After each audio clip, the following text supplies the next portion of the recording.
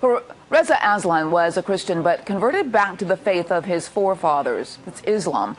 He has now written a book about Jesus. The book has become controversial as it calls into question some of the core tenets of Christianity. The book is called Zealot, The Life and Times of Jesus of Nazareth. And Reza joins me now from Los Angeles. Welcome. Thank you for having me. Well, this is an interesting book. Now, I want to clarify, you're a Muslim, so why did you write a book about the founder of Christianity? Well, to be clear, I am a scholar of religions with 4 degrees, including one in the New Testament and fluency in biblical Greek, who has been studying the origins of Christianity for 2 decades, who also just happens to be a Muslim. So it's not that I'm just some Muslim writing about Jesus. I am an expert with a PhD in the history of religions. But I have been obsessed with Jesus. Though, it still begs the question, why would you be interested in the founder of Christianity? Because it's my job as an academic. I am a professor of religion, including the New Testament. That's what I do for a living, actually. So, I mean, it would be like asking a Christian why they would write a book about, Islam. I'm not sure about that. But honestly, I've been obsessed with Jesus for really 20 years. I've been studying his life and his work and the origins of Christianity both in an academic environment and in a personal level for about 2 decades. And just to be clear, this is not some attack on Christianity. My mother is a Christian. My wife is a Christian. My brother-in-law is an evangelical pastor. Anyone who thinks that this book is an attack on Christianity has not read it yet. But I want to read you some quotes from some people who are criticizing you. One from John Dickerson, who has written an op-ed piece on VoxNews.com, and he says, it's not a historian's report on Jesus. Is it an educated Muslim's opinion about Jesus? He says its conclusions are long-held Islamic claims, namely that Jesus was a zealous prophet type who didn't claim to be God. Well, that's actually not what Islam claims about Jesus. My book about Jesus overturns pretty much everything that Islam also thinks about Jesus as well. And to be clear, I just want to emphasize this one more time. I am a historian. I am a PhD in the history of religions. This isn't a Muslim opinion. This is an academic work of history, not about the Christ or about Christianity for that matter. It's about a historical man who walked the earth 2,000 years ago in a land that the Romans called Palestine. How are your findings different from what Islam actually believes about Jesus? Well, Islam doesn't believe that Jesus was crucified, first of all. Islam believes in the virgin birth. I mean, Jesus was most definitely crucified, and my book does question the historicity of the virgin birth. So again, I mean, I know that we've mentioned this 3 times now.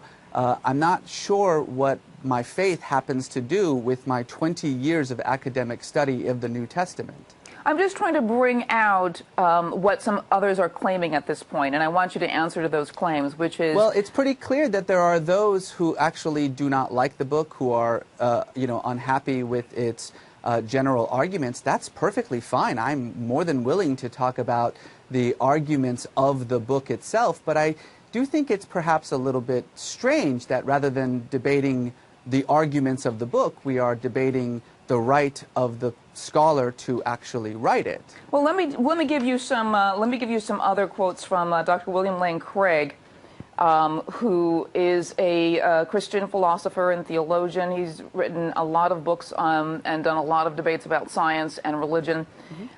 He said Reza Aslan merely repeats bygone claims about the historical Jesus that have since been abandoned and refuted. What do you say to that? Well, I would disagree. I have 100 pages of notes and about 1,000 books that I use in my discussions. And of course, in any scholarly discussion of Jesus, as with any scholarly discussion of any ancient figure, there are going to be widespread differences. But my 100 pages of endnotes cites every scholar who disagrees with me and every scholar who agrees with me. And I would suggest that anyone who wants to actually comment on the argument of the book read not just the book, but the endnotes, and to figure out where my scholarly argument about Jesus comes from. And I'm sure you're going to find people who disagree with me. Right, exactly. What are your... we're not talking about just people who disagree with you. Scholars, many scholars disagree with you as well.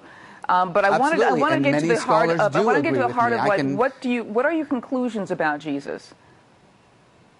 Well, my conclusions about Jesus start by placing him in the world in which he lived. So I start with one fundamental truth that everyone agrees on with Jesus, and that was that he was crucified. You have to understand that crucifixion in first century Palestine was a punishment that Rome reserved exclusively for crimes against the state, like sedition or rebellion, treason, or insurrection. The thieves who were crucified alongside Jesus were not thieves. The Greek word lestis means bandit. And bandit was the most common term in Jesus' time for an insurrectionist. What I say is that if you know nothing else about Jesus except that he was crucified, you know enough to understand what a troublemaker this guy must have been. The movement that he started was such a threat to the political stability of the empire that they actually had him arrested, tortured, and killed for it. So I start with that fundamental fact, and then I take the claims of the Gospels, as every single biblical scholar for 200 years has done, and look at them in light of the history of this world that we know. And what's interesting about Jesus' world is that we know a lot about it, thanks to the Romans, who were very good at documentation. And the picture that arises from this is of a real political revolutionary who took on the religious and political powers of his time on behalf of the poor and the meek, the dispossessed, the marginalized, who sacrificed himself in his cause for those who couldn't stand up for himself, and whose death ultimately launched the greatest religion in the world. Yeah, I want you to ask, actually there's another chat coming, and I want to get this on before we end this interview. Taylor Kane just says, so your book is written with clear bias, and you're trying to say it's academic. That's like having a Democrat write a book about why Reagan wasn't a good Republican. It just doesn't work. Well, what do you say to that? It would be like a Democrat with a PhD in Reagan who has been studying his life and history for 2 decades writing a book about Reagan. But then why would a Democrat want to promote democracy by writing about a Republican? I see that the point is that... Ma'am, may I just finish my sentence for a moment, please? I think that the fundamental problem here is that you're assuming that I have some sort of faith-based bias in this work that I write. I write about Judaism, I write about Hinduism, I write about Christianity, I write about Islam. My job as a scholar of religions with a PhD in the subject is to write about religions. And one of the religions that I have written about is the religion that was launched by Jesus. You're not just writing about a religion from a point of view of an observer.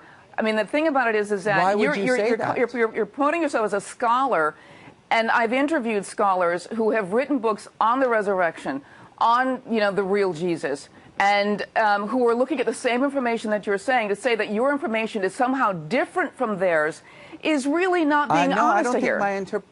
Ma'am, my information is not different from theirs at all. I'm afraid that it sounds like you haven't actually read my book or seen what I've said about the resurrection or about Jesus or about his claims. I think you might be surprised in what I say. And there have been thousands of scholars who have written about this very same topic, many who disagree with me, many who agree with me. That's the thing about scholarship, is that it's a debate over ancient history, and I am one of those people making that debate. I think it's unfair to just simply assume, because of my particular faith background, that there is some agenda on this book. That would be like saying that a Christian who writes about Muhammad is by definition, not able to do so because he has some bias against it. And frankly, every book that's almost every book that's out there is by Christians. I believe that you've been on several programs and never disclosed that you were a Muslim, and I think that's an interesting full disclosure. The second page of my book says I'm a Muslim. Every single interview I have ever done on TV or on print says I'm a Muslim. You may not be familiar with me, but I'm actually quite a prominent Muslim thinker in the United States. I've written a number of books about Islam. It's just simply incorrect to say that media isn't saying that I'm a Muslim. I would actually encourage you to actually try to find media that doesn't mention my biography, which, by the way, again, is on the second page of the book. All right, Reza, I want to thank you very much for coming on. The book is called Zealot, The Life and Times of Jesus of Nazareth. I want to thank you for coming on a Spirited Debate. Thank you. Thank you.